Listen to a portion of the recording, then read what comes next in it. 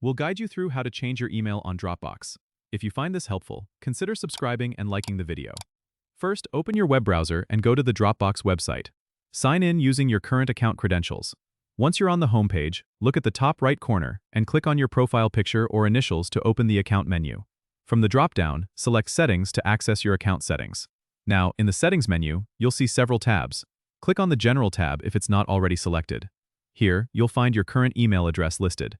To change it, look for the Email section and click on the Edit button next to your email address. A new window will pop up asking for your new email address. Enter the new email you want to use and click Update Email. Dropbox will send a confirmation email to your new address, so make sure to check your inbox. Open the email from Dropbox and click on the confirmation link provided.